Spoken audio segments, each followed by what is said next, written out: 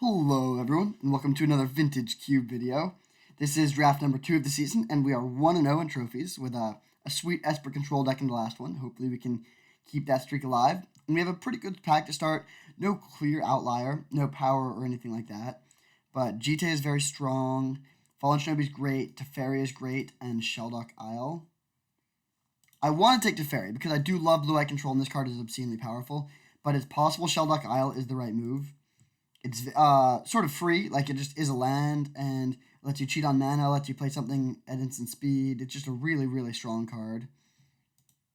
The problem is taking this and passing Fallen Shinobi and Teferi is a little bit rough, but I think it is still worth it to take the Sheldock here. It's just such a good card. Whoa. We got past Mana Drain and Mox Ruby. Okay.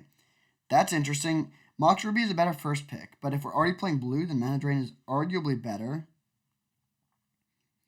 Mox Ruby doesn't pair particularly well with Sheldock Isle. Plus, if we pass Mana Drain, then it's basically guaranteed that whoever's to our left is going to be in blue.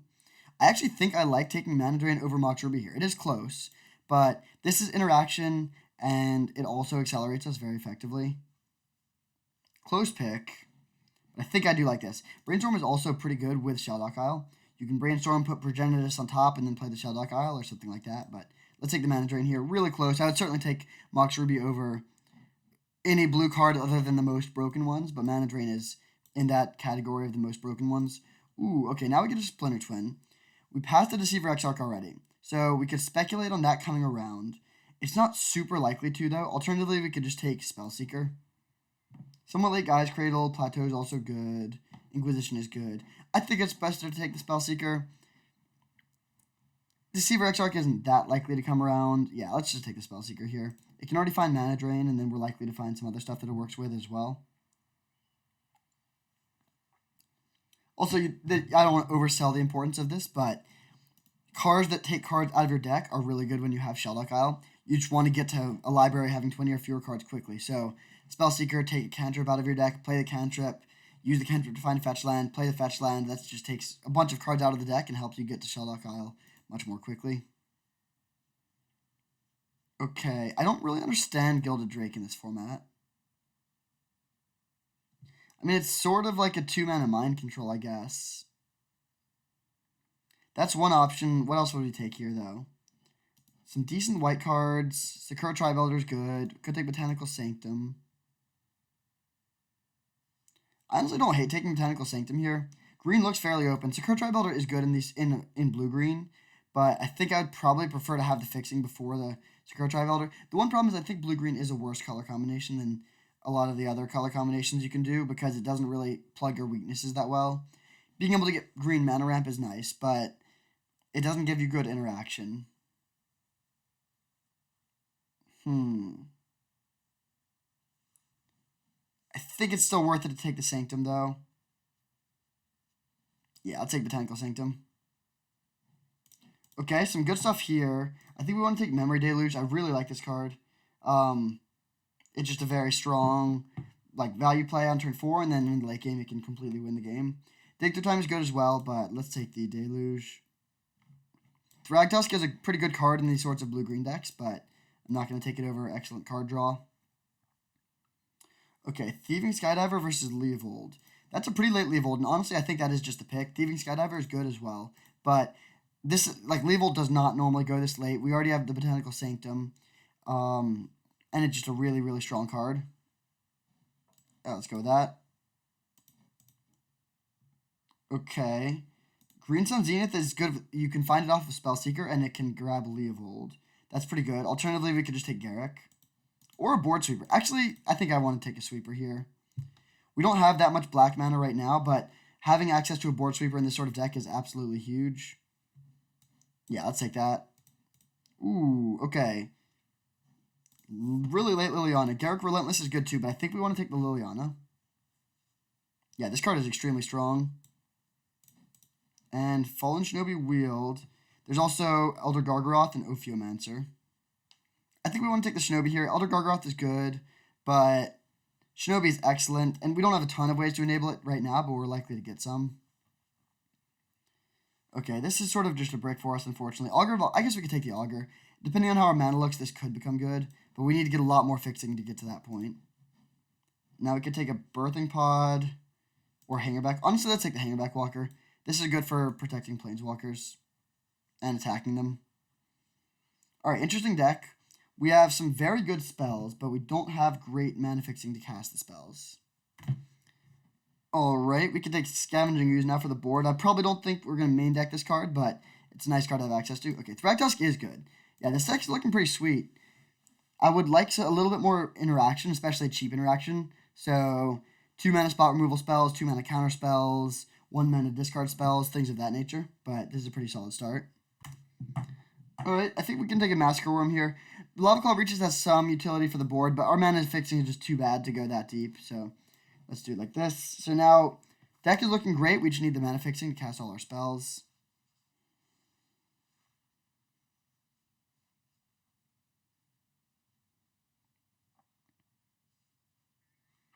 So base blue-black with a small green splash is what we're looking like right now.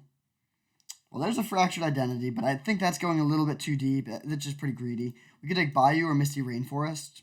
There's also Tinker, Brazen Borrower, Venser, Nissa. Lots of good cards here, but I think we just want to take the Misty Rainforest.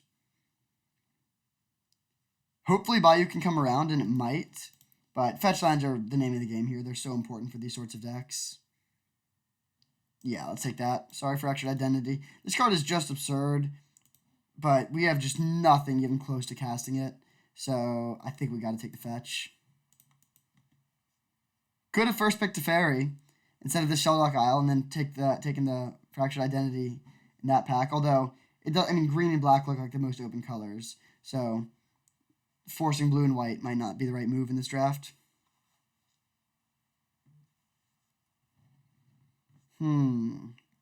Unfortunately, Blood Crypt doesn't really help us. This pack is pretty bad for us. It's surprisingly bad given how many colors we're playing. Braids is okay. It's good with Hangerback Walker. Baral is fine. Boros Signet is not good. Yeah, wow, this pack is weirdly terrible for us. There's no good blue cards. There's no good black cards for us. We could take Kitchen Finks just to block against aggro, but double green is a little bit awkward. Plow Under is also double green, but it's more... I think it is Plow Under here. But really, really bad second pack. That's not what we wanted in the slightest. Now we get Mystical Confluence. That's much better. Or Mystic Confluence. Ragavan and Chandra are both good. Colonnade is good if we're playing that. Hero's Downfall, but... yeah, let's take the Mystic Confluence. That's a really good pickup. And now Counterspell. Waterlogged Grove is good. Jace is good. Time Twister is good with Leovold. But I think we just got to take the Counterspell here. I was lamenting our lack of cheap interaction earlier, and now we're finally getting a chance to get it. Time Spiral is interesting. It's good with Leovold. But I think we just want to take the Mole Drifter here. Yeah, let's take this card. Good card draw, good counter magic. Couple random green cards, but I think that'll be pretty helpful. Now we have the Gitrog monster. That is interesting.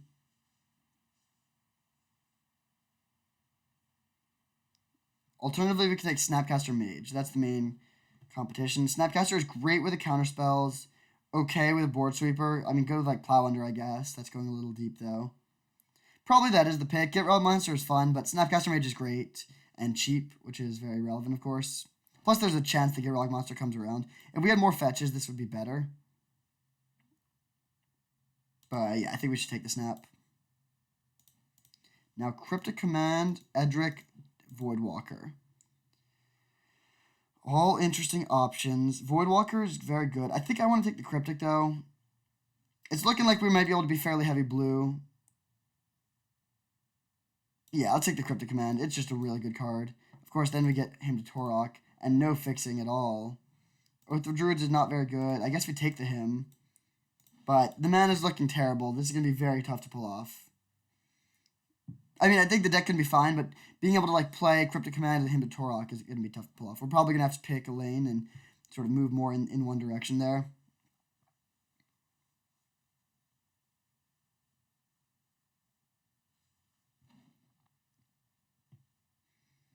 Okay, Bayou came around. That's good. Venture's good too, but definitely taking the Bayou here.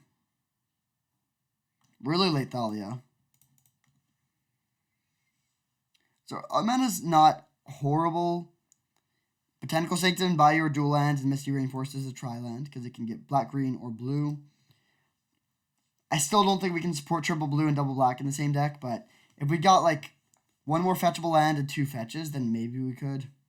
And that's not totally unrealistic to get in pack 3. The annoying thing is that most of our black cards are double black, which makes the splash much more difficult, of course.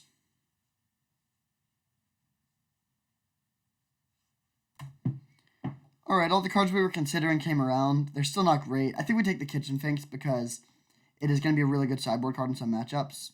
Hero's Downfall is a card I'm excited about playing. That's definitely one I'd like to get in there. Bloodchief's Thirst, also pretty good. Okay, so we're moving further and further towards blue-black. Probably not playing this Plow Under, at least in the main deck. But we can splash Leavold and Thragtusk. I think that seems reasonable. Alright, none of these are great. Sedgemoor Witch, not amazing. Let's just take the Yawgmoth's Bargain, which is a pretty good sideboard card. Probably not playing it, though. So, yeah, this is looking pretty good. We have 17 spells that I'm very excited about playing. The mana fixing is passable. Looking to get some more, though.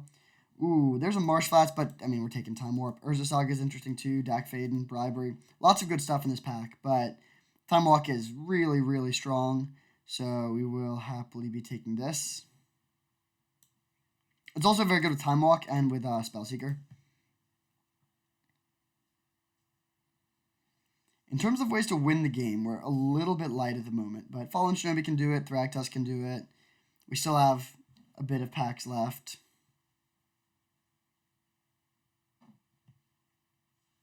I love Sultai decks. In general, I just love multicolored blue mid-range decks that have a lot of interaction and card draw, and this deck fits the bill very well. Whoa, we got past a Mox Emerald. That is pretty sweet. Sylvan Library is good. Mana Vault. This could be a Tamiyo deck. But, I mean, yeah, we should take the Mox for sure. Click is also good, but gotten a lot of power here. That's always a good place to be. Now we get Maelstrom Pulse, Thirst for Discovery, Shriekmaw, Primeval Titan. We're a little bit light on removal. I think we should just take the Maelstrom Pulse here. The Gearlog Monster got taken, so whoever took that is likely to take the Pulse as well. And we don't have any ways to deal with Planeswalkers other than one Hero's Downfall. Yeah, I think this is going to be pretty good for this deck. Now we get Darkslick Shores. Pretty good pickup. Wasteland is fine. Brutality is fine, but we really need to make sure we can cast our spells. Dark Depths is a good addition to the format, but this is not the deck for it.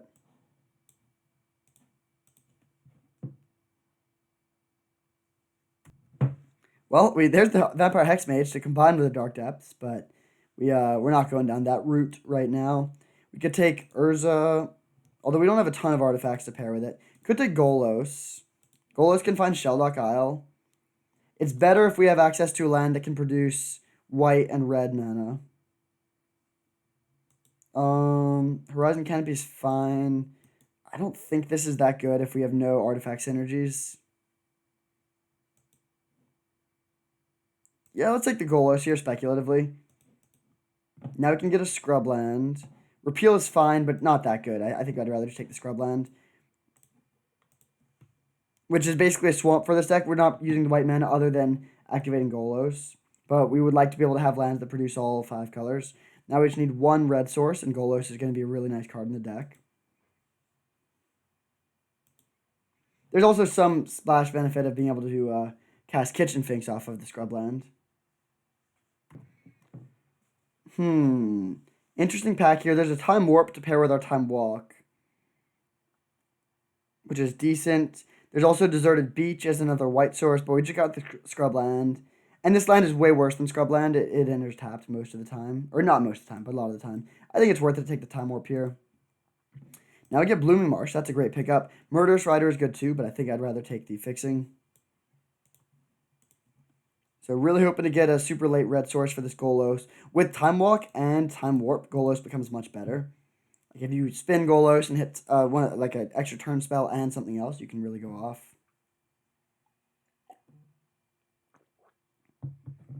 Okay. Bone Shredder's a pretty good pickup. We don't have much spot removal, so I don't mind getting some more. Now we need to decide between Custody Lich and Tameo. Tap up to 1. So it's like it protects itself decently. And it gets to ultimate fairly quickly. We'll try out this card. Yeah, I'll try out this Tameo. Not sure how good it'll be, but it could be solid. Now we can take Lotus Bloom for the board and not play it. Sword of Fire and Ice is actually not bad. Horizon Canopy is a card we'll play. That's a good pickup. We didn't get the red source, though, so I don't know if we're going to make it on the Golos. I don't want to play Basic Mountain. But we could front like this with 9 lands.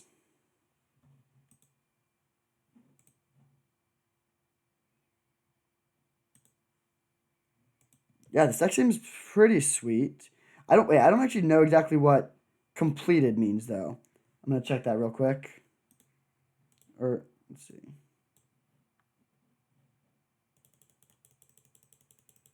Oh, okay. So it's played with... Wait, why won't... all right, I'm going to pause the video for a second.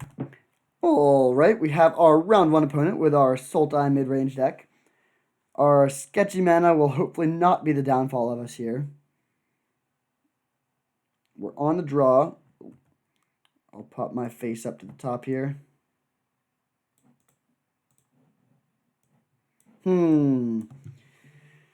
This hand is awkward. We have no blue mana.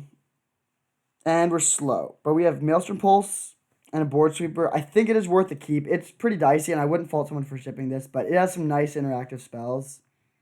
We just really don't want to see a Ragavan on turn 1. Just pass turn. Or Thoughtseize me. This hand is pretty good against Thoughtseize. Firebolt my face. Very strange. That either means... Okay, Island is a great draw. Firebolt the face either means that our opponent is quite bad, or they have Wheel of Fortune. Also, I guess we should have actually played Swamp there in case we draw him to Torok. I was thinking we want to get blue sources into play, but yeah, I think that would have been slightly better. Now they play Bloodtithe Harvester. Okay. This is fine. It's a 3-2. It'll hit us for 3, then we can Maelstrom Pulse it if we want to. Just in case our opponent is... Oh, okay, good draw. Playing Bayou opens us up to Wasteland, but it's better if they have Wheel of Fortune, which I think is possible given the Firebolt on turn 1.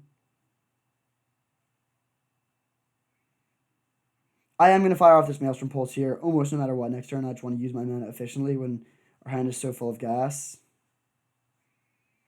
And then 1 more land and we can start going off.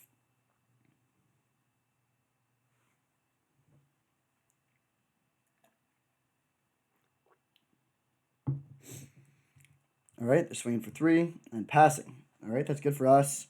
Him to Torok. I think that's better than the Maelstrom Pulse, so let's just hit their hand.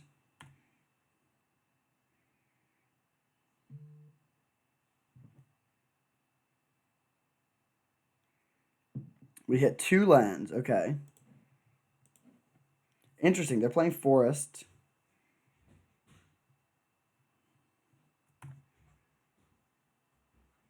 We would really like to get a land.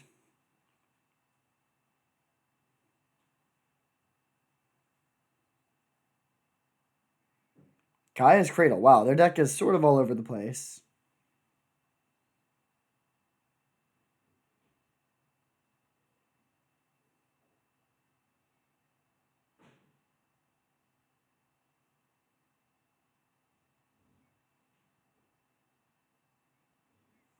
They're using their blood token, hopefully just discarding a land or something. They could have a reanimation thing going on here. Okay, Grief, that's fine. I guess they didn't have double black. They can hit us for 3, and then hopefully we draw a land. And if we don't draw a land, we can just Maelstrom Pulse the Bloodtithe Harvester.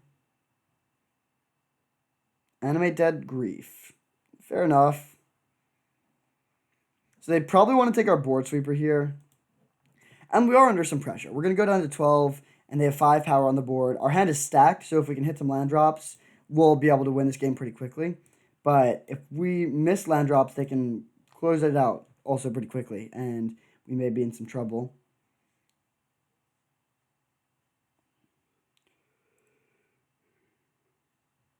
If they take the Maelstrom Pulse, and then we brick on our land for 2 turns, we are just dead. Also, this Maelstrom, or this Mana Drain is essentially dead because we're just never going to be able to hold up mana at this point. We're going to need to be spending our mana to interact with the board. Our lack of good colors is pretty problematic here. If we had been able to play Mana Drain earlier, then, Mana Drain into Mystic Confluence to draw some cards or something like that, we'd be in a great position. Alright, they do take our board sweeper. That makes sense. So if we draw land, we could play Tamiyo. And if we don't draw land, we'll Maelstrom Pulse. I think that's what it comes down to. Nice. We did draw the land. Yeah, let's just play Tamiyo. So we're going to pay 2 life. And all this. So Tamiyo will enter with 3 loyalty. Then we can keep this top down. They can attack our Tamiyo with Grief and then Firebolt it, which would kill it, but that would mean they're spending their entire turn using the Firebolt. It soaks up a lot. It saves us a lot of damage. Let's just get a draw step. I think that's a pretty solid exchange for us. And then best case scenario is we can Mana Drain and then hold up, or Maelstrom Pulse with Mana Drain available if we draw another land.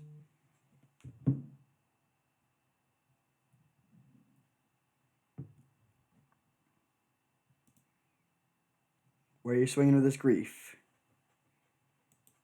I mean, it's got to be the Tamiyo, right?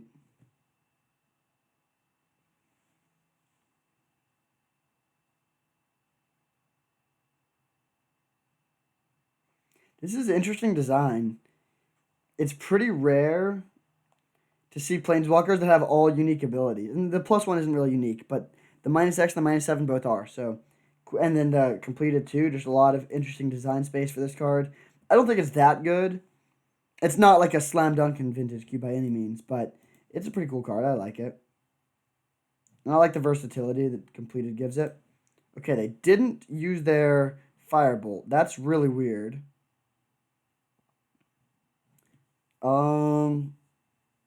Okay, let's just pass with Mana Drain up, I think. We could just Maelstrom Pulse, but I think it's better to pass since they can't kill our Tamiyo either way. And then we can, if they make a move, we can counter it. I also sort of like the idea of saving Maelstrom Pulse for a scarier threat because if we don't have that many good removal spells and we're sort of more reliant on counter spells, so if we use our one good removal spell and then they get something under our counters, then we're in bad shape. Land. Ugh. Alright. Well, now I do want to keep the Tamiyo alive, so now I will reluctantly kill the Grief and then tap down the Bloodtithe Harvester.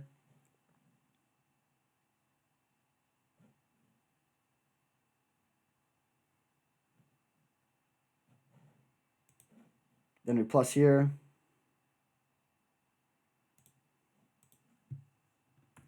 Pass turn. This mana situation is obviously frustrating.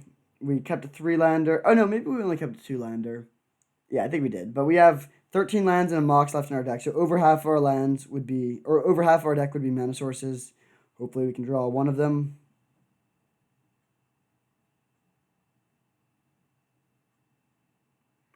We just Stone Cold lose to Hexdrinker here. 5 mana, 6 mana. What's this? Kogla. Okay, that's not too bad, honestly. We can tap that down with Tamiyo. The problem is now they can kill our Tamiyo with the Bloodtithe Harvester unless we draw a land. So hopefully we can finally draw that land.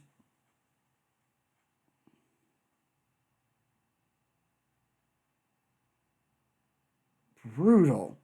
Just brutal. Alright. Tap here, pass turn. So now we have a couple options. We can play Snapcaster to trade with a Bloodtithe Harvester. But then we can't hold up a counterspell. We could also just play Snapcaster Mage end of turn and then go for the Fallen Shinobi hit. I think it's worth it to trade with the Bloodtithe Harvester, though. Because then we could also minus the Tamiyo to bring back the Snapcaster Mage if we want to. We'll see, though. If they tap out for something pre-combat, then we'll know we want a Mana Drain. Wheel of Fortune. Okay, definitely got to counter this. Now they are going to get to kill our Tamiyo, but That's okay. We should be fine. We're going to get 3 mana here.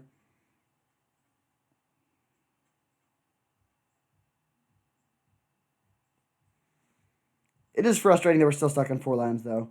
Way down here on turn 8. Bye-bye, Tamio. You soaked up a lot of damage. Finally hitting lands. So let's just go Thragtusk and pass. Still hold up Counterspell. If they attack with a Kogla, we'll take 7, and that's fine. Since we're gaining 15 here. Or going to 15. And then next turn we can potentially hit them with Shinobi if they attack with both. I will trade Thragtusk with a Blood Tithe Harvester if they offer that.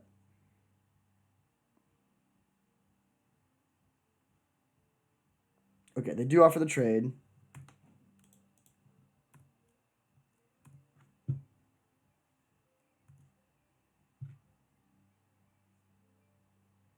No play. All right, on tap. Draw Island. So if we snap Maelstrom Pulse, the shields are down. But we're pretty ahead on board. They're top decking. We could hit them with a Shinobi and hold up Counterspell. That seems like that's probably the best line, actually. This is going to put us to 1. Actually, I guess if we're going to 1, that's pretty bad. They have Firebolt in the graveyard. Okay, yeah, let's just hit them for 3 and then go for the Snapcaster Maelstrom Pulse.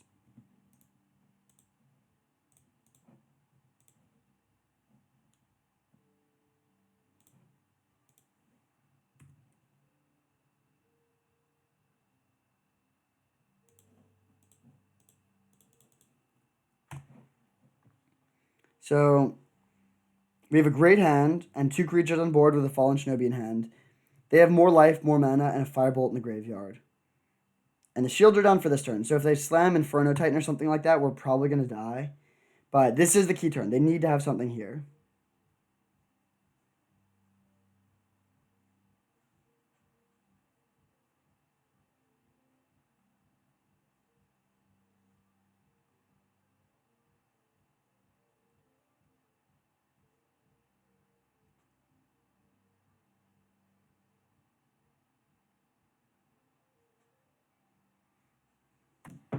All right, they just passed, so that should be very good for us. Let's attack with both. Go for the Fallen Shinobi Ninjutsu.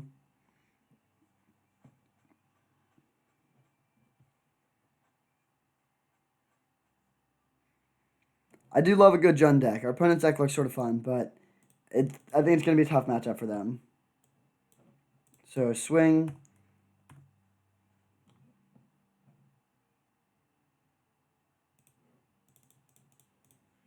Return Snapcaster Mage. And now we can counterspell this turn and then Snapcaster counter next turn, potentially.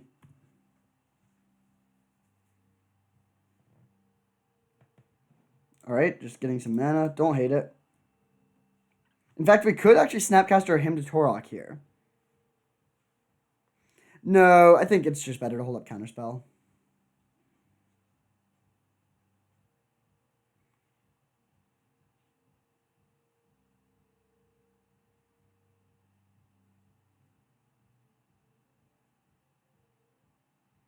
Exhume.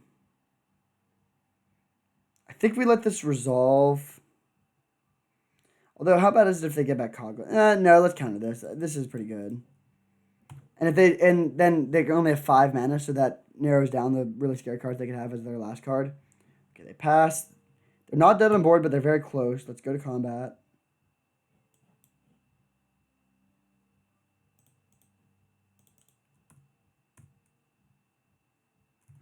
So they have vague Reanimator themes, but they're not all in on that, it looks like. Alright. We'll pass. We have Mystic Confluence and Snapcaster Mana Drain available, so feeling pretty good about our chances here.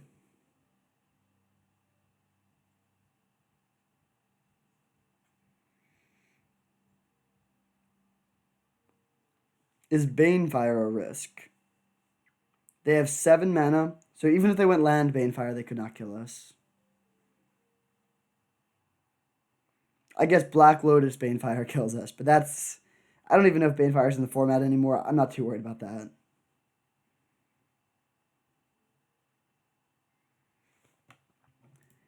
As for post sideboard, Scavenging Ooze does seem pretty good here.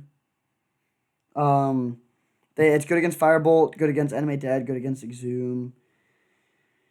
Sword of Fire and Ice is not good. Kitchen Fix is probably not necessary. Yeah, I think that's the only change we'll make, bringing in Scavenging Ooze. Not sure what we'll bring out. We'll look at what we have. All right, nice. We take down Jund in game 1. So we want the Ooze. What do we not want?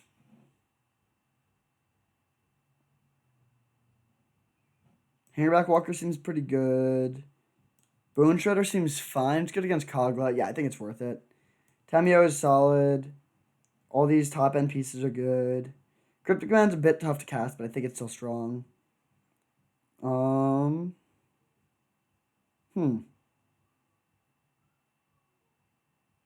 Maybe just Time Warp on the draw. Yeah, I think that seems fine. And I don't think we need to bring in another forest for the Scavenging Ooze. It's better the more green sources you have, but this isn't really a matchup where we need to be exiling 4 cards a turn. Just like sniping the occasional creature from the graveyard should be fine. All right. Game 2, great hand. We can go turn 2 Time Walk into Bone Shredder if they play something we need to kill.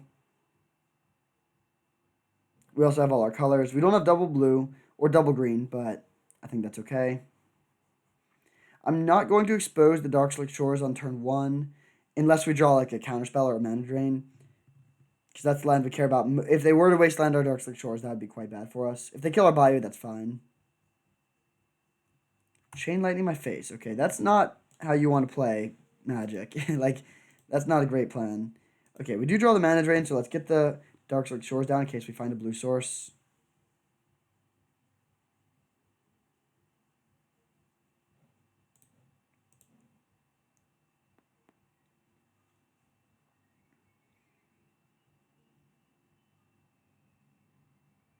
Do they have Hymn to Torok? Wishclaw Talisman, okay. I think I'm going to fire off the Time Walk here. In case they have Wheel of Fortune, I want to be able to make some plays. Ooh, really good draw. That shuts down Wheel of Fortune, among other things. So we'll take our extra turn, then go land Leovold, and pass.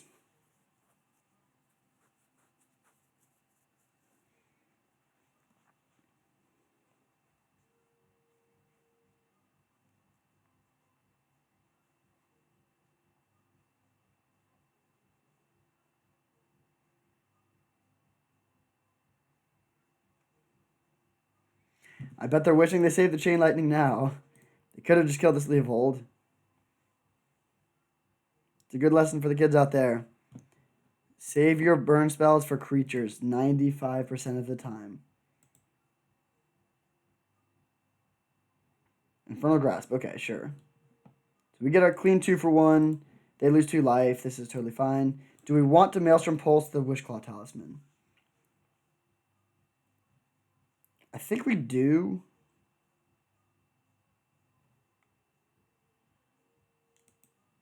Could also just play the Scavenging Ooze, but I think it's good to kill this.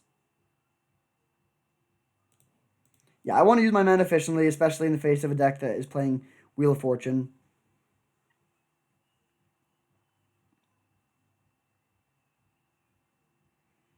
So if we draw land, we can play Thragtusk. Otherwise, we can play Scavenging Ooze. If we find a blue source, we can play Scavenging Ooze and hold up Mana Drain, which would be excellent.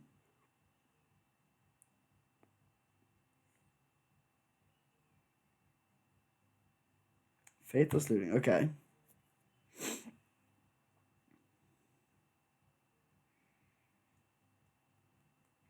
I'm not too afraid of a fatty into Exhume here. Oh, they have Kogla. So if they, yeah, I mean, actually, this is still fine. I'm not too worried about even a reanimation spell here. They only have 2 cards. All right, they're down to 1 card. Do they have the reanimation spell as their last card? Or are they just flashing back Faithless Looting? Bummer. That's really bad.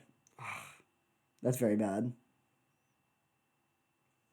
All right, what are we doing here? Hymn to Torok plus Liliana, probably.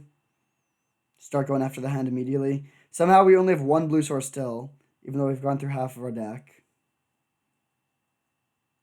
Okay, there's another blue source. Let's go land. Liliana plus discard Swamp. And we want to do Liliana first because they have less information for their decision this way.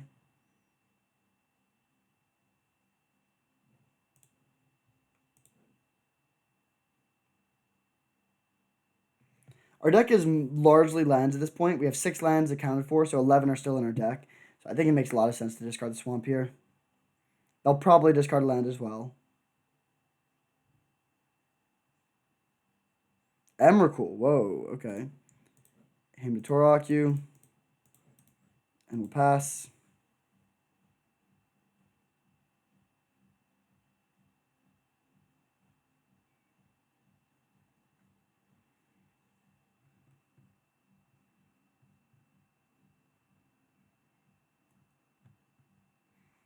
We have a relatively, like, they have a Mox, but their Guy's Cradle currently doesn't tap for mana, which is pretty good for us.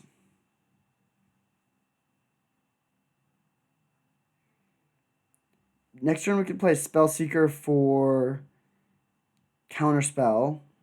Is that the only card we have left to get? It might be. Time Walk, Mana Drain, and Hymn to Torok are all gone.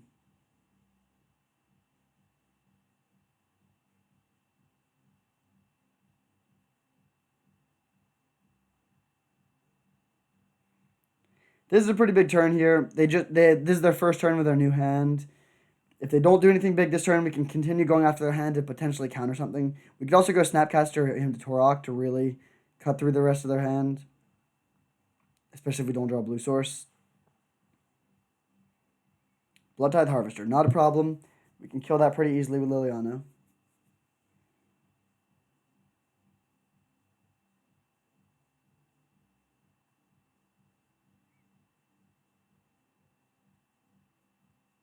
Vampiric Tutor. Okay, so they are down to no cards. If they just pass, then we can snap him, take out their last 2 cards, make them sacrifice their Bloodtithe Harvester, and then, yeah, they get to play whatever they put on top.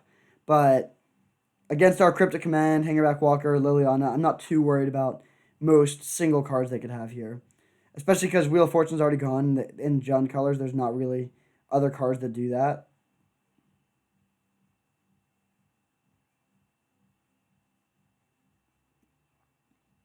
Okay, they want to draw their card immediately. Discarding Forest.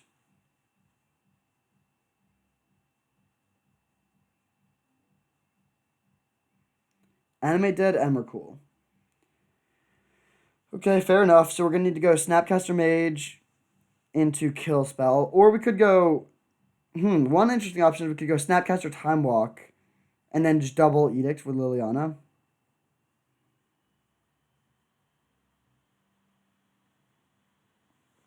We could also go...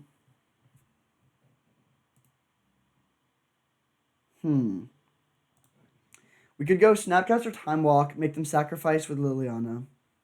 And then untap and play Tameo and bring back Bone Shredder. That seems pretty good.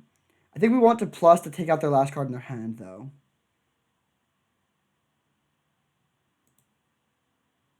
Yeah, let's plus first. And we're going to discard Spellseeker. Or Cryptic... no, Spellseeker's worse, I think. Grist, okay. Then we go Snapcaster Mage, Time Walk.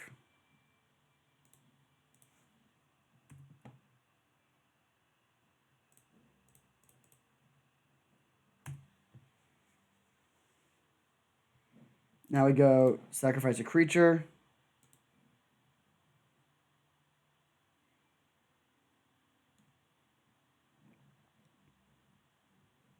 And cast Tameo.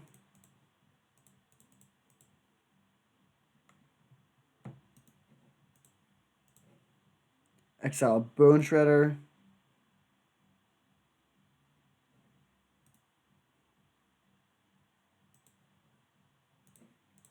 Kill Emrakul, and then we're in really good shape. We have 2 Planeswalkers, 2 creatures, a great hand. We're at 17. Don't really see a way that we can lose this one. They have Faithless Looting to dig through their deck a bit, but that's it. They do have 7 card types, so they could almost cast Emrakul. Okay, not going to pay the Echo for this. We just don't really care. Okay, I think if we... yeah, let's start with the plus. Pitching Hangerback Walker. Plus this to tap this. And then we'll hit them with a Shinobi. We could also just hold up Cryptic Command, but I think it's good to put some pressure on. Make it so they don't get too many draw steps.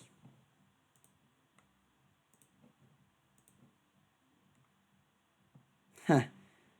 Exhume Necromancy. I don't think we want to play the Exhume, but we can Necromancy to bring back their Emrakul.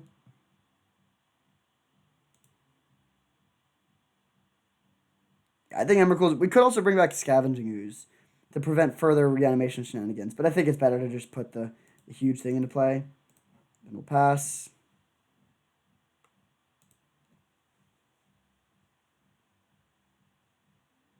All right, we take down game one, or match one. Very smooth start. I'll see you in round two. All right, we have our round two opponent. We're currently 4-0 in this vintage cube season, and hoping to make that 5-0 if we can get a good hand here to start. Against Gareth Brine. I mean, it's a keep. The mana is bad. We've had pretty consistently not enough blue sources. We're playing 10. That's not unreasonable, but it is. It has been a bit of an issue. Draw Leovold, okay. We can play that on turn 3 even if we don't find a blue source. But if we do find a blue source and we have Counterspell and a Mana Drain available in turns 2 and 3, that would be excellent.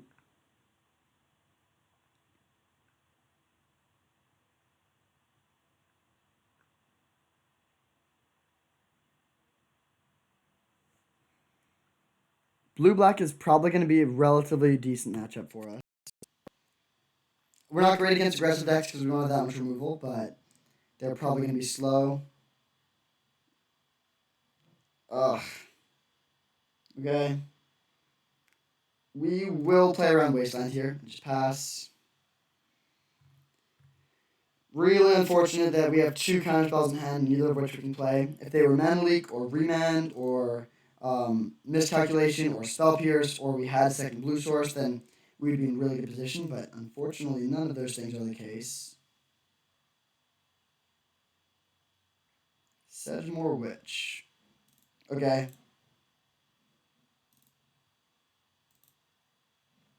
Luminar, sure. So we'll play our Leovold. Pass turn. Imagine if we could have mana drained that into Time Warp into something else, like then set up Snapcaster Time Warp later. That'd be so good, but our mana will not cooperate.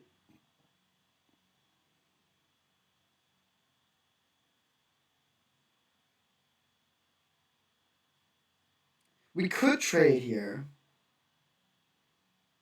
I don't think that's necessary, though. We can afford to take 3.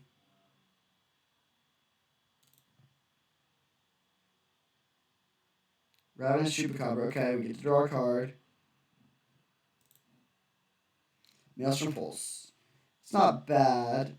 Jeez. Okay. Well, we're going to kill this. Paying 3 life. But the lack of blue sources is frustrating. Next turn we can go Snapcaster Maelstrom Pulse.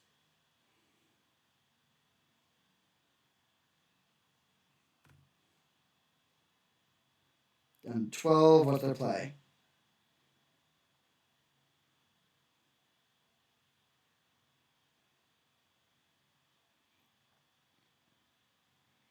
Hopefully they play something that doesn't have a good end of the battlefield effect. Something like a Coercive Portal.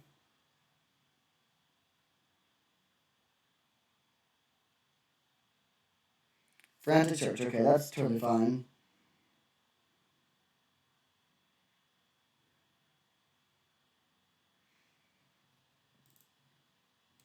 Discarding 2 lands, alright.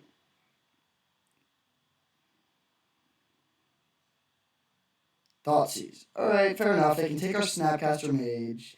That's actually a little bit annoying because Counterspell, Mana Drain, and Fallen Shinobi are all much better when your opponent doesn't know about them. So they can just like hit us for 2 a couple times with the Ravenous Chupacabra and put us in a pretty tight spot if we don't draw ways to interact with the board. They should absolutely take Snapcaster Mage here, I think, pretty much regardless of what's in their hand. Fallen Shinobi, okay. I'm happy about that. Ancestral Recall, okay, well, that is bad. That is quite bad. They're down to 2 cards. We can go Snapcaster, Maelstrom Pulse to kill the Dragon's Rage Channeler. I think we do still want to do that. Him Truck is good, but we need to deal with this board where our life total is too low for us to mess around.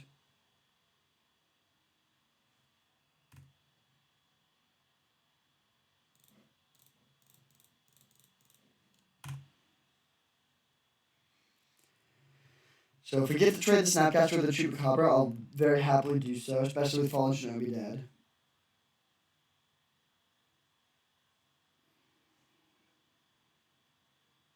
Wishclaw Talisman.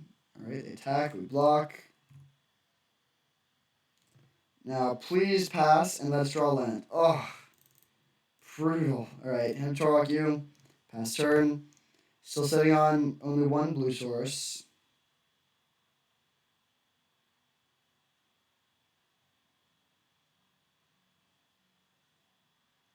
Whoa! Are they storming? Tendrils of Agony? Weird. They're probably going to use this Wishclaw Talisman to get a draw 7. And we're going to be stuck with all these horrible double blue cards in our hand. If we find 1 blue source, then we're just set. They can't really win through our counter magic. But all these swamps are really getting us good. I'm pretty sure we have 10 blue sources. And only 8 black. Portend, okay.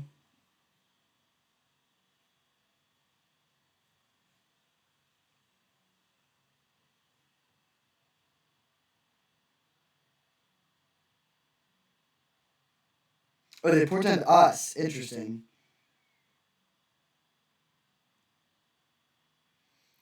Almost all of our deck has good draws here. We do have a couple other heavy blue cards like Cryptic Command, but any black or green card we could cast, they don't shuffle our library, so we're probably drawing Cryptic Command or something.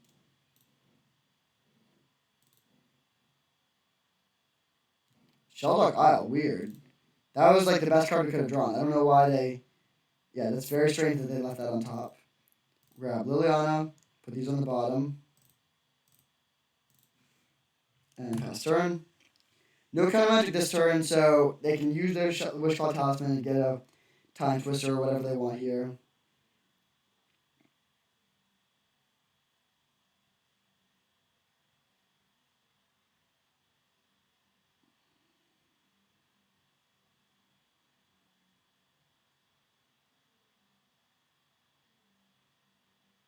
Five mana, what is this? 6 mana? Consecrated Sphinx? Nope, not Consecrated Sphinx. Turnabout. Alright, they're going for it this turn. So they're going to play Time Twister. Or Time Spiral, probably.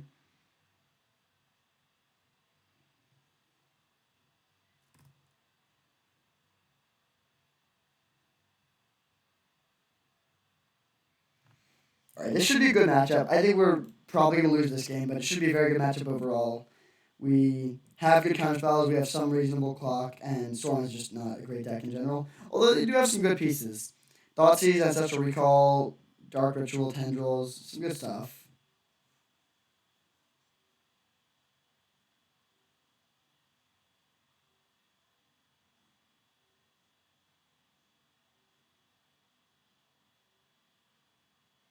Underworld Breach, okay. They might be able to get us here. Yeah, Frantic Search is really good with Underworld Breach. They bolt our face. Then they can play Turnabout, exiling 3 cards from their graveyard. Go up to 6 mana.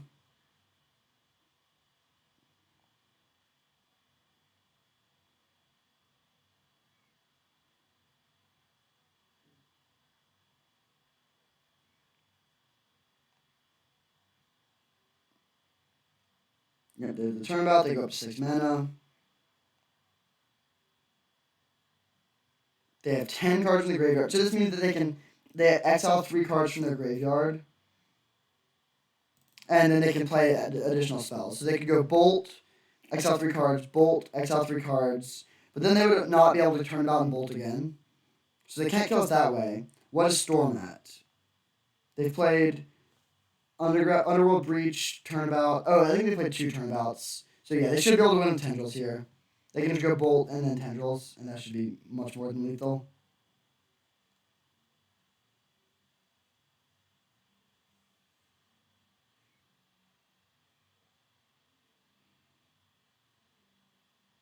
Tendrils with 4 spells cast before it. Okay, that is lethal. We've fallen game 1 Storm due to very frustrating mana issues. Just holding a bunch of double blue cards. And if we had one counterspell, then their entire deck falls apart. So that's a tough game 1, but it happens. What changes do we want to make? Scavenging Ooze is excellent, and Plow Under is pretty good. What do we not want? This seems unnecessary, so there's this, there's this. I don't mind a little bit of removal, but we don't want too much. Hanging Back Walker also seems pretty bad.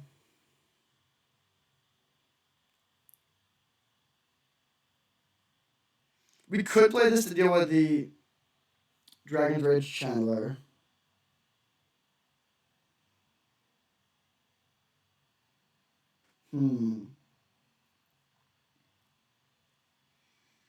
Lotus Bloom seems pretty bad. Sword of Fire and Ice is pretty bad. Augur of Autumn is a decent value play. Let's bring in this and one more Forest. And actually cut 1 Swamp for 1 more Island too. I want to be able to support this Plow Under and the Scavenging Ooze, and we just need to have blue sources. That's 1, 2, 3, 4, 5, 6, 7, 8, 9, 10, 11. Yeah, I mean, that's a lot. I think this should be okay. We have 19 mana sources, but I think that's okay for this matchup. We just need to hit our land drops, stick some sort of clock, and then ride that to victory. Of course, now we have no green sources and too much blue, but I will keep it. Leovold is very good against them. So get Shellock Isle down, see what we hit. Alright, Thrag Tusk, sure.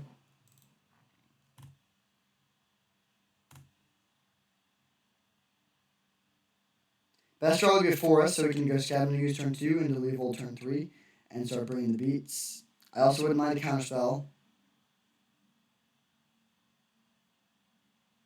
Him to Torok. Alright, well, at this point, any land we draw other than Basic Island is good.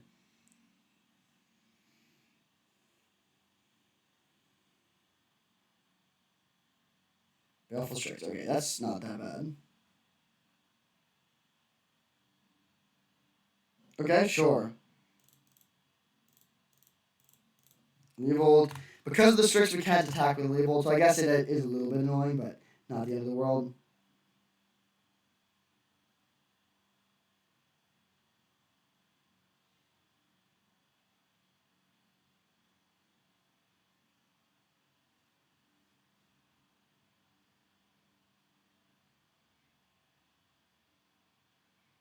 There's the Wishclaw Talisman. Okay.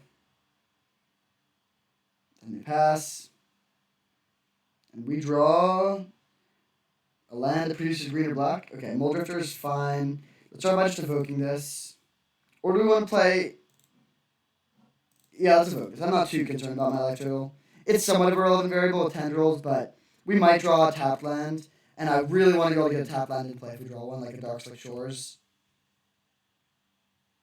Okay. So we could have saved 1 life, but that's fine. Pass. Next turn we can play Tameo and tap their Strix or their Wishclaw Talisman.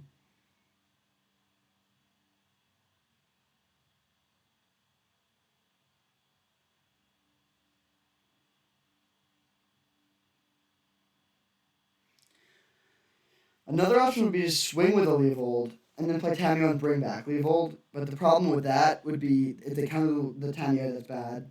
And then we can't tap their Wishclaw Talisman.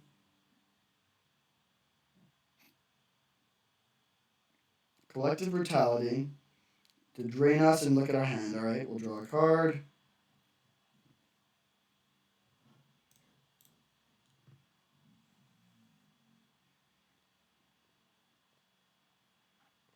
They can take either Torque or Plow Under. The funny thing is we actually can't cast either one right now.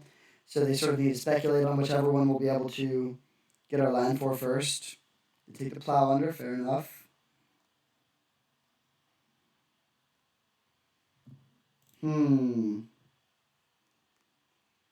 Mystic Confluence was an interesting draw, but I think it's still worth it to jam this. We need to get some pressure down.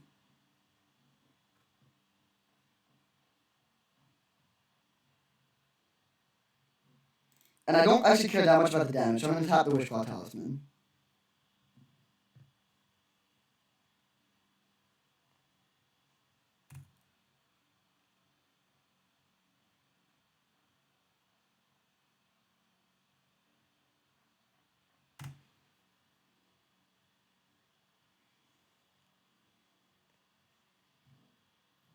Alright, they hit our timer for 1. We could hit them with Shinobi. I kind of think it's better to just leave the Leavold in play, though. And just wait.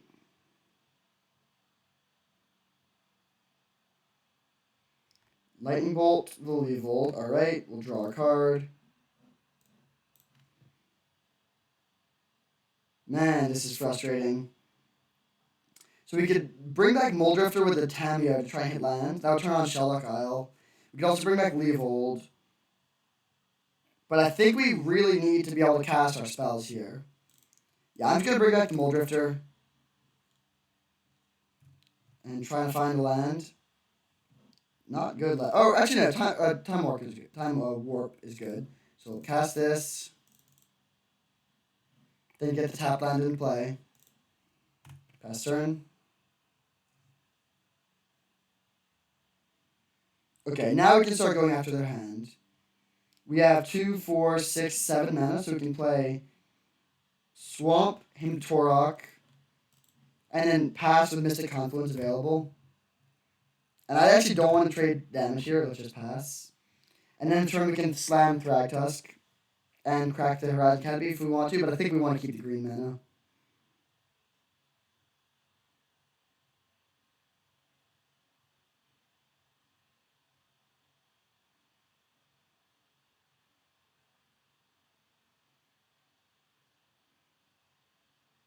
Liliana is very good against Storm in general.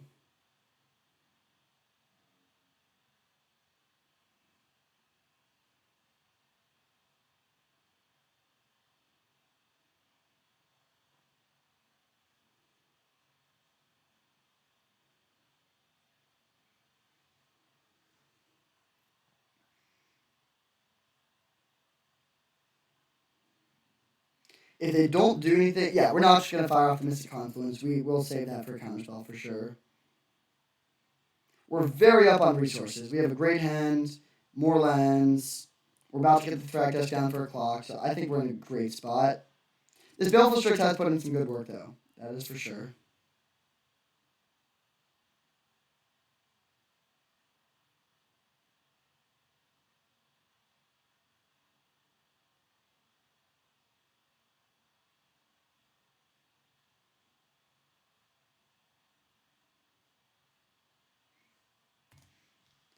Alright, our opponent is deciding to make a move here. We'll see what they play. Mana Flare. Interesting.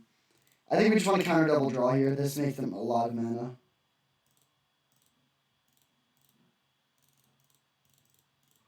And then we're fairly likely to find another counterspell off of our next 3 draws. With Cryptic, Mana Drain, Snapcaster Mage, and counterspell all in the deck. Okay, we don't hit something there. We can hit them with a Shinobi this turn if we want to. I like the idea of taking out their last card, though. Ooh, very good draw. Okay, let's take out their last card.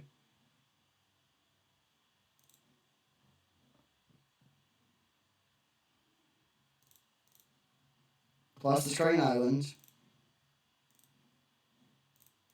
Play the Skews.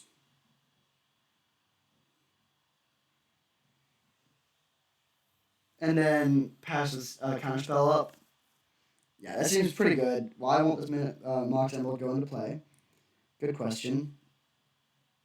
Finally.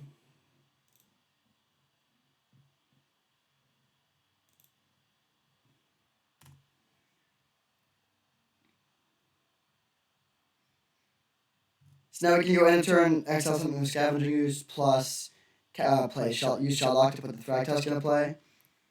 And then we can hit them with Shinobi and just hold up counterspell for the rest of the game.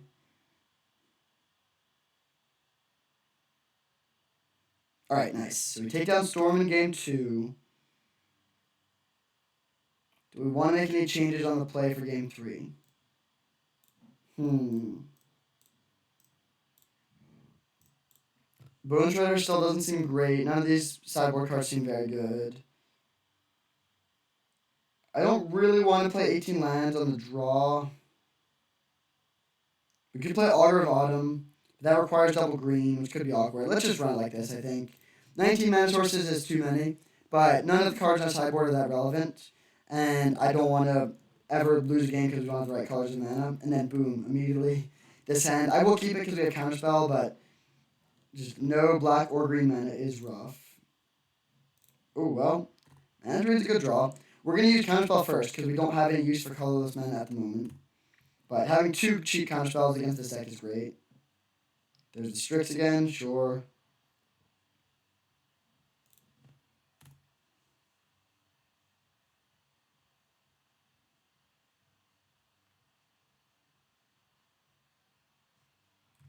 Take 1.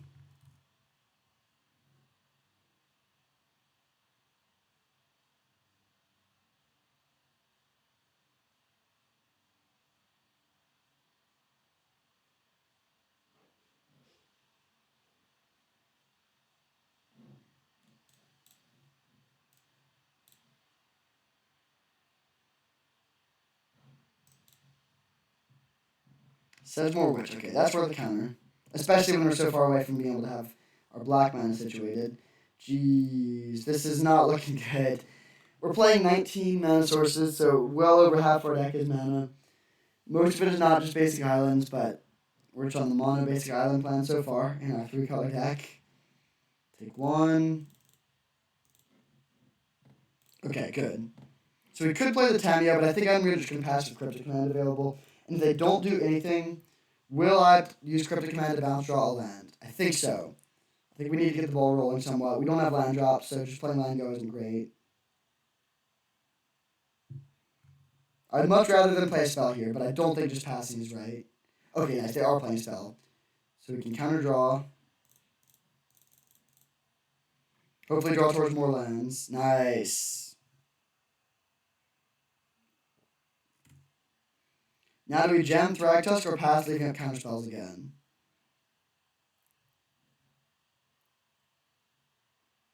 Let's gem Thrag. Oh, I guess getting Thragtusk down just doesn't do that much.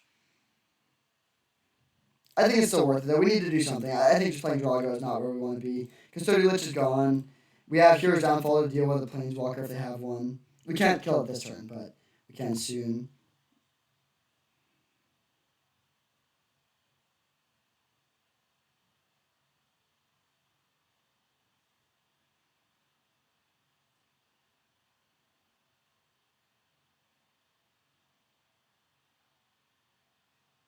Okay, they pass.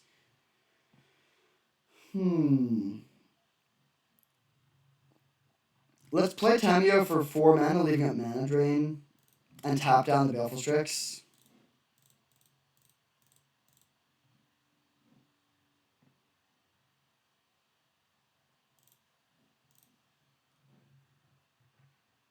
And now this is a pretty quick clock. We're hitting them for 5 a turn. They're dead in 4 swings.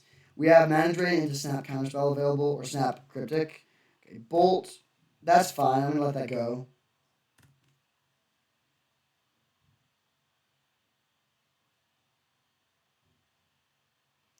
Dragon's Rage Chandler. That's fine. We can tap that with... Oh, that actually isn't even scary yet. It does help them get through their deck a little bit. Blood Chief's Thirst. So we'll let their Surveil trigger resolve first and then Mana Drain this. We only get 1 mana from it, funnily enough, but that's fine.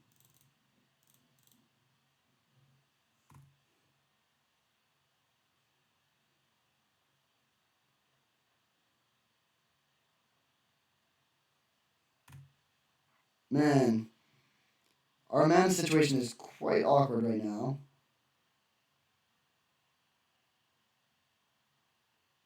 So yeah, we'll plus here.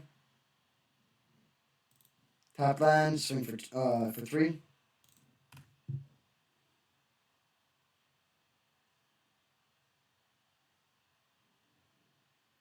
And we can play Snap Cryptic Command to counter draw.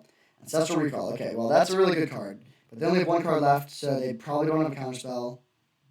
We can snap, cryptic, counter draw, or counter bounce the Snapcaster back to our hand to get another counterspell. And that's actually very close. I think I'm going to counter draw though. Yeah, it's close, but I think I want to continue trying through the deck. Like, we don't have enough pressure really to win if we're just like sitting back with a Snapcaster Mage. This gives us some pressure. Although we just draw another land, not even a black land.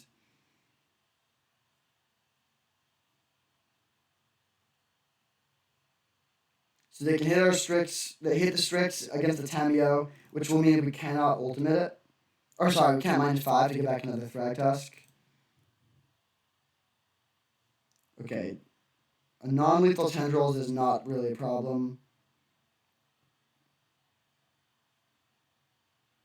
It gave them a lot of life, but they're a long way away from doing anything now. They need to find a draw 7. If we find Leovold, that should basically seal the deal.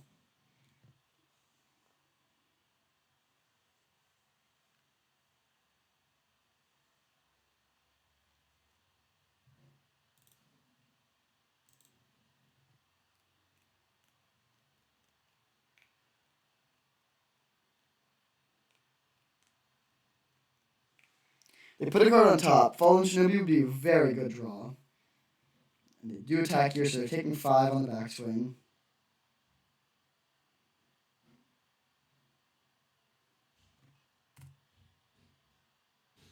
Swamp, alright. Let's tap this and hit them for 5, and then if they get the Dragon's Rage Chandler to be good, then we can just Hero's Downfall it. What card did they put on top? Mind Twist for 3. Alright, fair enough. They're going to get our islands. That doesn't really matter.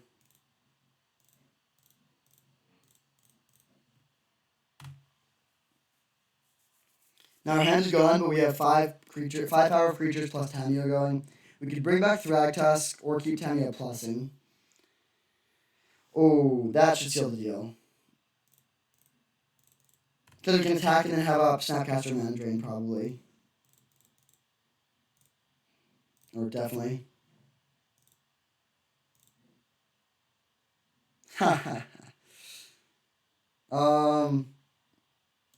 don't even think we want to play this. Let's just leave that in exile. Tap this. Pass turn. I don't think there's any possible way they can win from this position.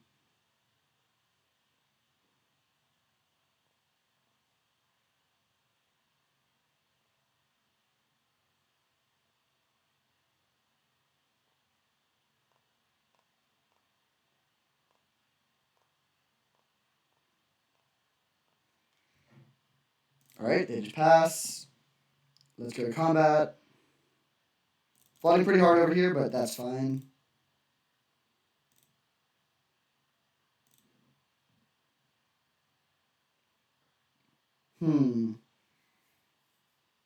We can play Chupacabra for sure.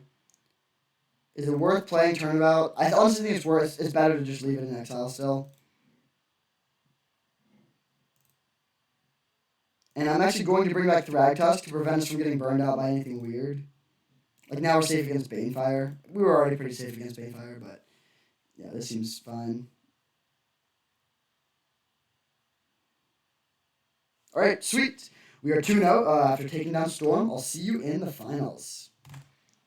Alright, we have our opponent for the finals. Looking to get our second trophy in as many attempts. We are on the draw, which is bad, but we have a okay hand. I think it is a keep. We're good against creatures with 2 removal spells, and our deck in general is good against non-creature decks. The mana is a bit dicey, but we have 15 lands plus a Mox, so almost exactly half our deck is mana sources. We have Hangerack Walker as a turn 2 play. Leovold was a pretty good draw as far as spells are concerned. I would prefer to Mox Emerald or land, but Leovold's a good one. Alright, let's play Hangerack Walker for 1. If they counter this, we're totally fine with that. And then next turn we can play Leovold.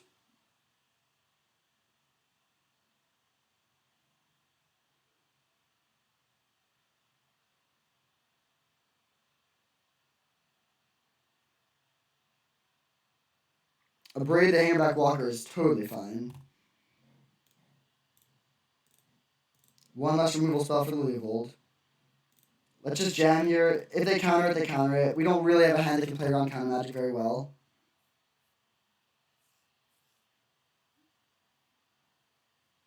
They do have the days, okay. So hit them for 1 and pass.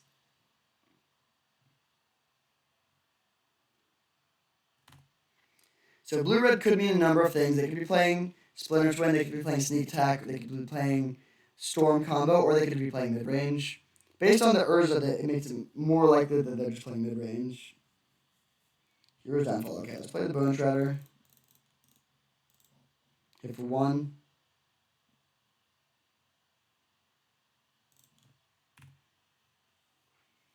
We could have also evoked Muldrifter there to try and continue hitting land drops, but I like cutting them off of a mana. Now they cannot tap their construct for mana.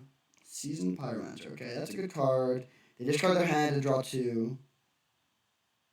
Okay, definitely looks like they're just playing blue-red good stuff deck. Should be an interesting matchup. Portend themselves. They're going to go down to no cards, but they are going to draw 2 cards on their turn. I'm just going to let the Bone Shredder die and then evoke Muldrifter if we don't hit a land.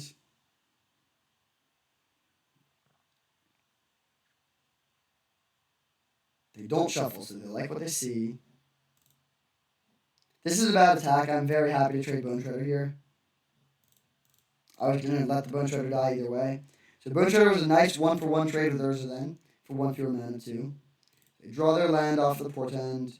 We draw a land as well, but I honestly still think we want to evoke the Muldrifter because I want to find a second blue source specifically. And I don't feel the need to sweep the board here. Okay, Himp Torok is not great at this stage. We'll pass. We just trade the Adopter with an Elemental. And now we're hoping to draw land. Okay. Let's play land and then play Himp Torok. Take out their last 2 cards.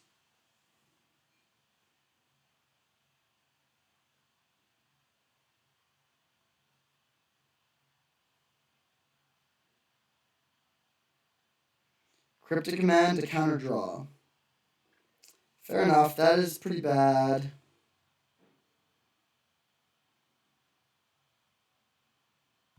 Now the question is, do we want to crack this Horizon Canopy end of turn? We do kind of want land, but we really, really want blue lands. I think it is probably worth it to crack it if we don't use the Hero's Downfall. Is it Signet? It's fine. They only have 1 card. Okay, yeah, let's just crack the Horizon Canopy if they're just going to swing and pass. Give me some blue lands. Oh, another double blue card. Oh, and a triple blue card. This is so painful. Oh, brutal. All right. We're going to play a Tameo. It's very likely to get countered, but that'll hopefully clear the way for our Thragtusk, which is really good against these sorts of decks.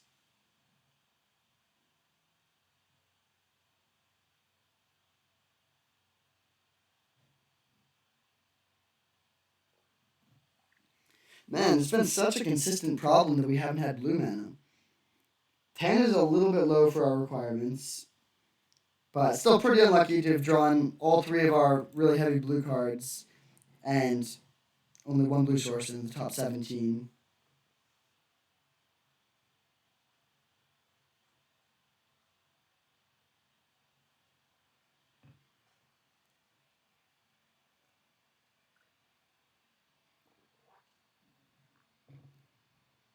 Not Mystic Confluence, please. Forcible Hardcast, okay, sure. So we're behind. Well, they're way ahead on mana, and they have 3 power on board. We have a great hand if we can find a land and get this Thragtusk down. And we need them to not top deck super well. I mean, if they just rip Ancestral into Time Walk, then, that happens sometimes. Oh, they did rip Ancestral. Absolute disaster. Treasure Cruise was very, very good there. We're going to take 3. Now they are very likely to have a counterspell. We need to draw land. We don't draw land.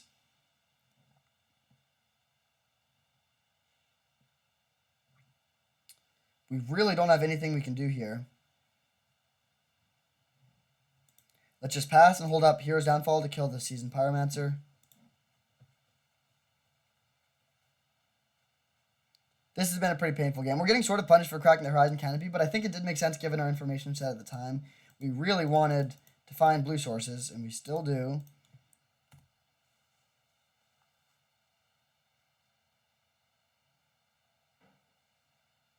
Oh my gosh. Wow. All right, we'll play Snapcaster him to Torok.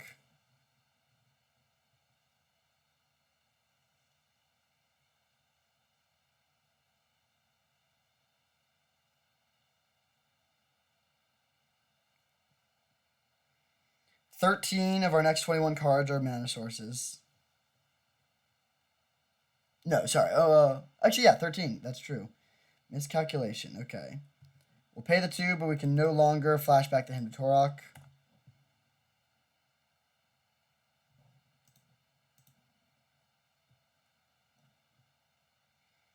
Then they can use their Seasoned Pyromancer to make 2 1/1s.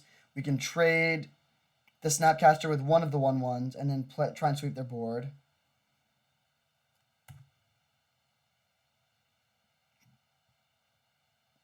It would be great if they played another creature here, but it looks like they're just passing. So land gives us Thragtusk, otherwise we're playing the board sweeper. They only have 1 card. Oh my gosh, this is very frustrating.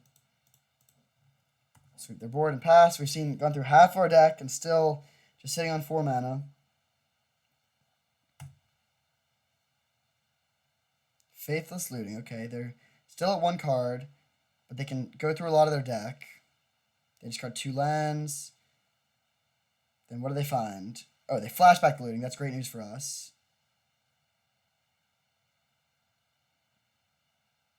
Sower and Phantasmal Image. And then they play Fury. Okay, that's still not that terrible for us. We can kill it with Bloodchief's Thirst, even if we don't draw a land. If we do draw a land, we could play Fallen Shinobi and try and trade, but that's a little bit risky. So I think we're just going to want to play the Bloodchief's Thirst no matter what.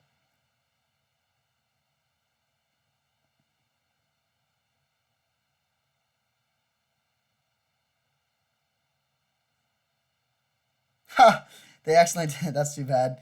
You don't need, this is a May. You don't need to do it like that. So they yeah, that's a bit of a punt. We draw another non-blue land, but a land nonetheless, and this Thragtusk should basically seal the deal. Now our life total is high. We have a great hand. They're top decking.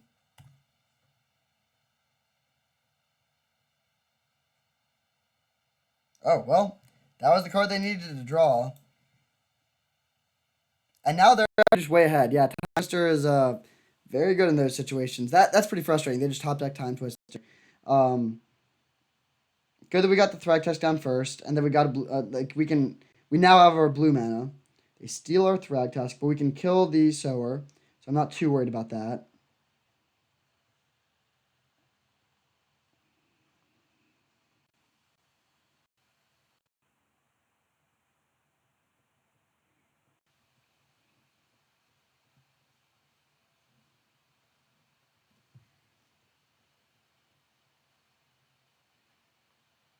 So we're going to want to go. This is an interesting little trivia thing that you should know about mana drain. You want to go to your second main phase before you play it, because we don't want to get our mana right now. We want to get it next turn. We need blue mana to, like, if we're playing mana drain, we need our blue mana to be good. We could also wait until they untap, but they're more constrained on mana now, so I think it's better to just fire this off now.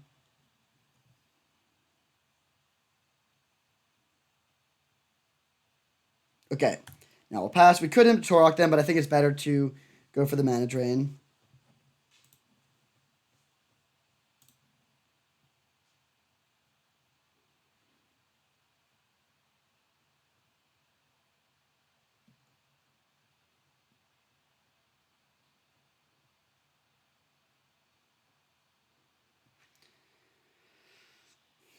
All right, they draw a card.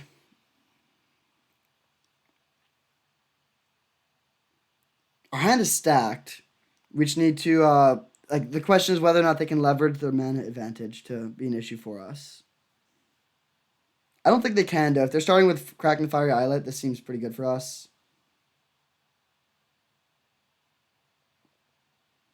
Hardcast Fury. Okay, I will mana drain this. If they counter back, they counter back. That's fine.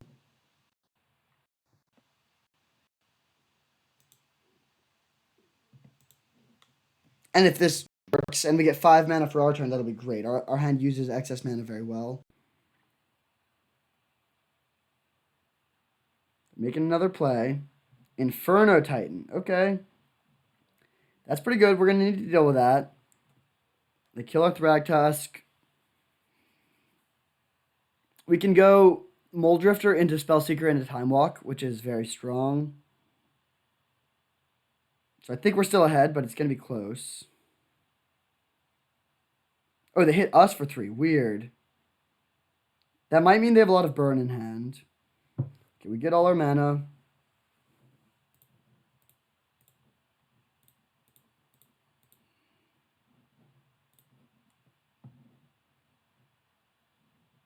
Okay, Liliana's a great draw.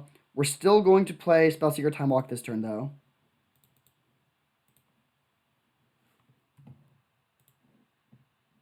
Grab Time Walk, cast Time Walk. And then we can even him to Torok them for good measure. Then we pass back to ourselves. We go Liliana. Make you sacrifice. And now we're dead to something like Banefire, but we're in a great spot. We have more card draw. We have tons of stuff on board. We're going to leave back Spellseeker to block in case they have Ragavan specifically. And hit for 7. And then if they don't do something big this turn, I don't really see a way they can win, especially with us playing Memory Deluge to dig through our deck for more counter magic. They play Probe for life. Okay. So they know we have Deluge, but I'm feeling pretty good. Nice. So we take down blue-red control. Time Twister is a good one to know about. Pretty standard stuff, just like some decent red value creatures, some blue counter magic and card draw. Pretty classic deck. I don't know if we want to make any changes. Snapcaster or Scavenger Goose seems okay. It's good against Faithless Looting. It's good against Seasoned Pyromancer. It can grow out of their burn range. Kitchen Finks and Scavenger Goose are both options. What do we not want? Hangerback seems good. I like the removal. Cryptic Command is a bit hard to cast.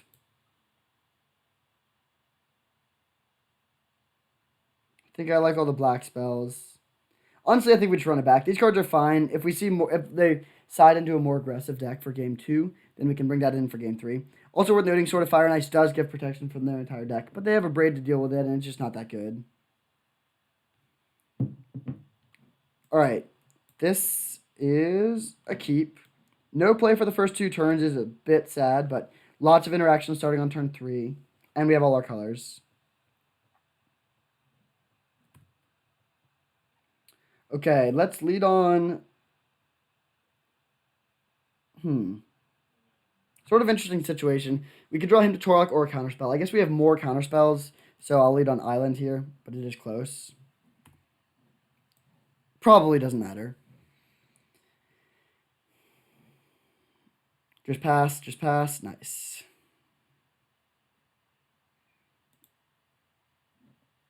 So now we want to play Swamp so that we can have double black for turn 3.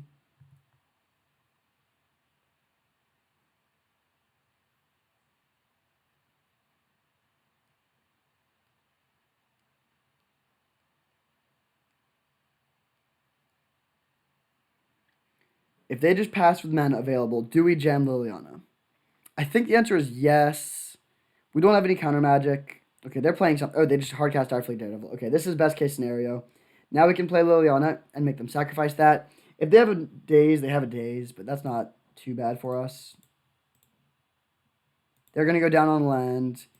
Still only 1 for 1. Okay, that does go through. So make you sacrifice. Pass turn. Anytime you can play Liliana, cleanly trade with a spell, and then still have Liliana around, that's very good.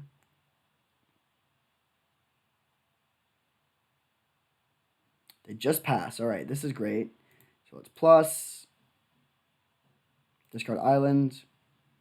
And then I think I'm just going to jam the Tameo here. Although they're so likely to have Cryptic Command. No, there's no need. Let's just play this tapped and Pass holding Hero's Downfall. If we hadn't seen Cryptic Command, I would be fine with them counterspelling Tamio. Or Mana Drain, or actually maybe not Mana Drain, but Counterspell, Mana Leak, something like that would be fine. Or Remand. But I don't really want to just jam into what is very clear Cryptic Command mana.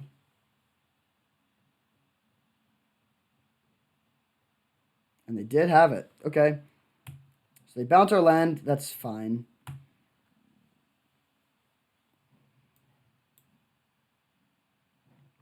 All right, Liliana's good there. Traded with 3 spells, and all I did at the cost of 1 land. And then if they pass, now I will jam the Tamio. Or if they play a creature or something, then we can play one of our 2 removal spells. Tamio could bring back... Oh, wow. Actually, Tamio can bring back Liliana. That's sort of awesome.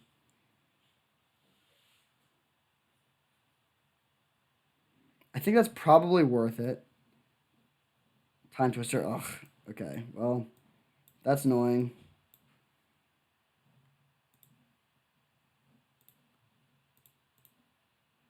Let's pass. We could play Mole Drifter, but I think it's better to hold up Counterspell.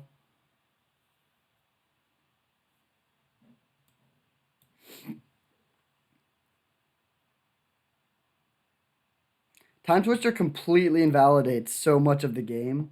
I see why it's a cool card. I mean, it's great for combo decks, and it's nice that it means if you're the one that casting it and you're just way behind on card, then it means you have out to draw towards. But it is a little bit frustrating if you grind all these 2-for-1s and try and like get small edges, and then they just play Time Twister and completely obliterate any advantage that you were able to accrue. Okay, Signet's fine.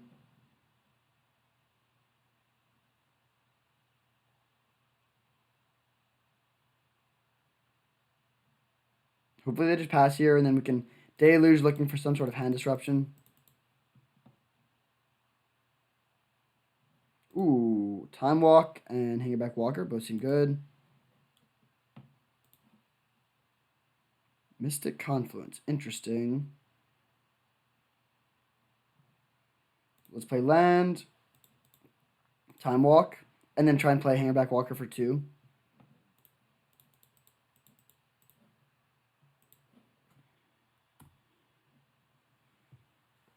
And if they kill our Hang It Back Walker, we get 2/1/1s. I'm fine with that.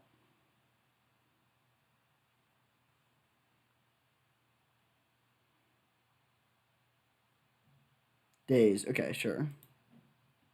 That's why we sequenced it that way. Time Walk was the spell we cared about more. All right, now we can go land, go. And we're holding up Counterspell. Or, oh, actually, we could also just hardcast Mole Drifter. Maybe that's better. Yeah, let's hardcast Mole Drifter with Counterspell available. Well, we have a good window to resolve it. Frag Tusk, good draw.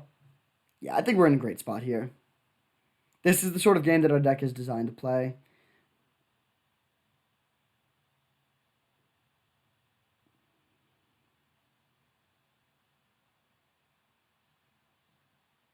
What is this? Fury? Treachery. Is that worth the counterspell? I think it is. Not because I care that much about it, but I don't want them to untap all their lands. I want to use my mana efficiently, and then we can save our removal spell, or it might trade with the counterspell. Okay, yeah, so if they counter our counterspell, that's actually a good exchange for us. Yeah, this is totally fine. They get to steal our Mole Drifter, but that doesn't really matter. We have Bone Shredder and Mystic Confluence as good ways to deal with that. Mystic Confluence bouncing Mole Drifter would be the dream. But I think it's better to play Bone Shredder first here. And then if they hardcast Force of Will or something, then we're very happy and we can bounce Mole Drifter and draw 2 and be in a phenomenal position. If Bone Shredder resolves and we kill the Mole Drifter, do we want Thrag Tusk or hold up Mystic Confluence? Probably just hold up the Confluence.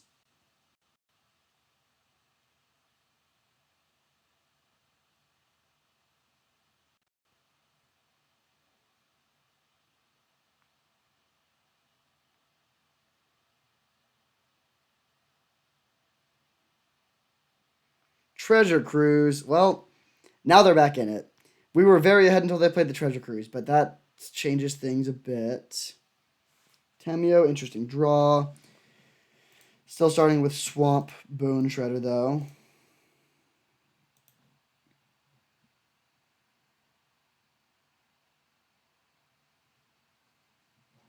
All right, that works.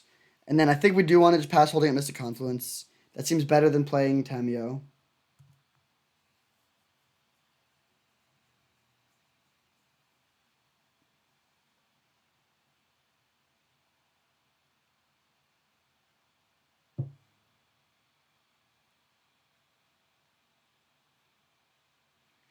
Fury. Okay, I will counter this.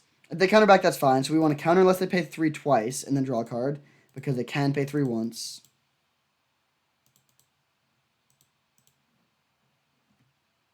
I'm somewhat expecting them to counter this back, and that's fine. This is not a card we care about that much. So now they Fury kill our Bone Shredder, and we can play Tamio to bring back, or to tap the Fury.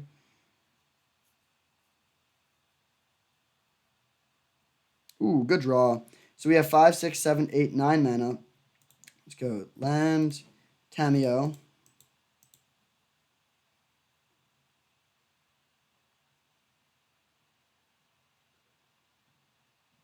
Oof.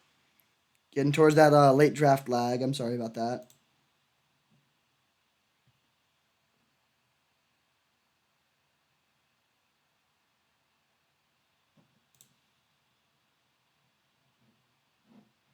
Okay, so tap the Fury. And play Leveled, and we'll pass. Next turn, we can bring back the Bone Shredder or the... Okay, they kill the Leveled. We get to draw a card, though. I mean, yeah, we're getting so many 2-for-1s here. We should be fine. Next turn, we'll bring back the Bone Shredder to kill the Fury. There's an Urza. Okay. Maybe we want to kill that instead, actually. Because it gives them a good mana sink. And they have a lot of mana.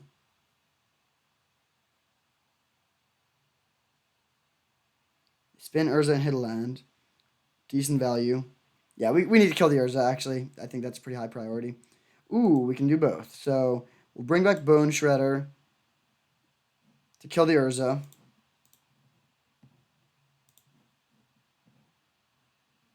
And then we have 2, 3, 4, 5, 6, 7, 8, 9 mana. So we could play... We can't do all 3 of these. So let's crack a clue to start, or crack our Horizon Canopy to start in case we draw land. And then we can go Thragtusk with, actually, do we want to play the Thragtusk or the Mana Drain? I kind of think it's better to play, ooh, good draw. That's exactly why we wanted to crack that main phase. We can get probably Hero's Downfall.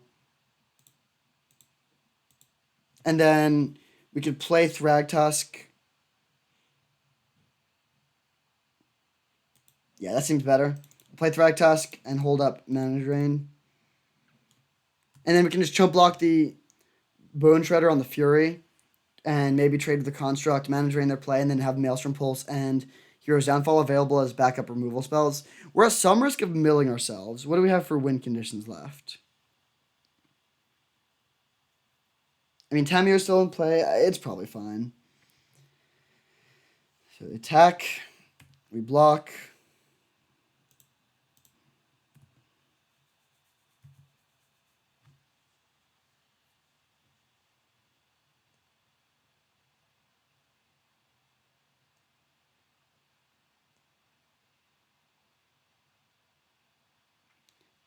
Daredevil. That's really good. We need to counter this. They can flashback Time Walk or Mystic Confluence or multiple good options.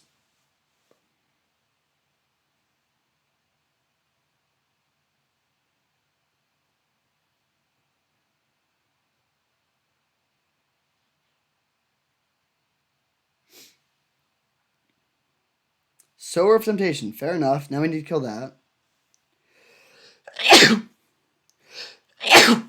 Excuse me.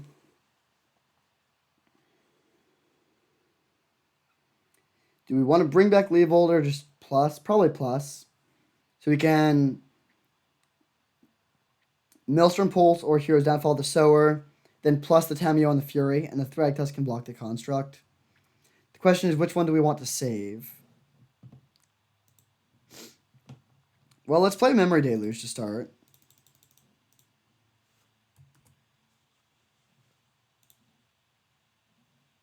Lots of good stuff here. Wow, lots of really good stuff. Let's get...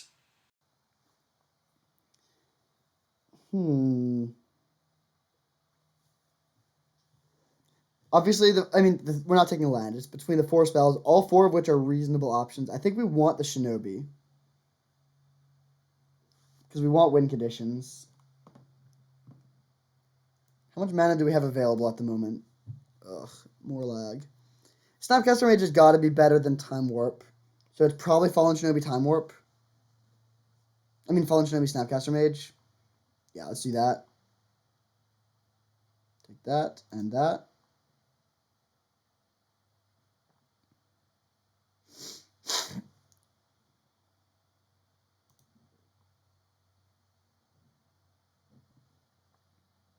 And now I think we can do everything we want here. So let's go plus this on the Construct. And then we're going to get a Shinobi hit in. Land, Snap Time Walk.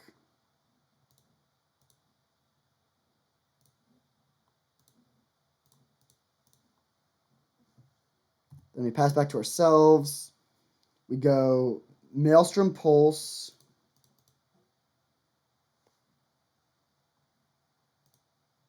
To kill Sower of Temptation. Then we attack with a Snapcaster Mage and ninjutsu it back to our hand.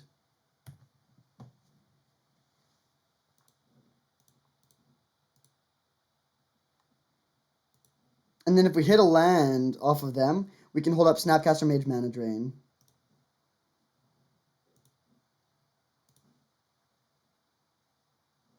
We don't hit a land, but we do hit a Char, so we can kill the Fury. You can probe them, and then maybe we'll hit a land off of that. Ooh. And then we could bring back Leovold. I think it's probably worth it to bring back Leovold, which helps us to stabilize against potential other draw 7s. If they have Time Spiral or something, I don't want to have to deal with them having a whole fresh new hand.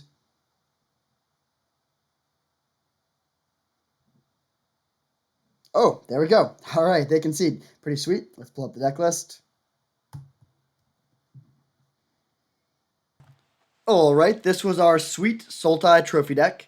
And yeah, the results speak for themselves. It was a really good deck. The biggest limiting factor was the mana. Not because the mana was even that bad. We had, fetchable land, fetch land, 3 fast lands. We had some stuff, but we had double blue, multiple cards that cost 2 blue, Cryptic Command costing 3 blue, a lot of double black, and then some green cards as well. So we had some games where we weren't able to play our counter spells on time or things like that because we didn't have the right colors. But aside from that, the deck was really strong. We had tons of counter magic, counterspell, mana drain, cryptic command, mystic confluence, and snapcaster mage to rebuy 1. Reasonable removal, a couple spot removal spells, a board sweeper, and then another one that can hit planeswalkers. And then some solid card draw as well with Spellseeker, Memory Deluge, Cryptic Command, Mystic Confluence. And yeah, it's just a well-rounded deck that could interact in a variety of ways. We were missing Thoughtseize and so a lot of the 1-mana interactive spells. So if we had played against more aggressive decks, that could have been an issue. But we ended up playing against a lot of control decks, and this sort of deck is very well suited to be control decks with counterspells, card draw, and flexible removal. So that's the deck. I've now gotten trophies in both of the first 2 starts of this Vintage Cube season, which is always a nice place to be. Thank you for watching. I hope you enjoyed, and I'll see you next time.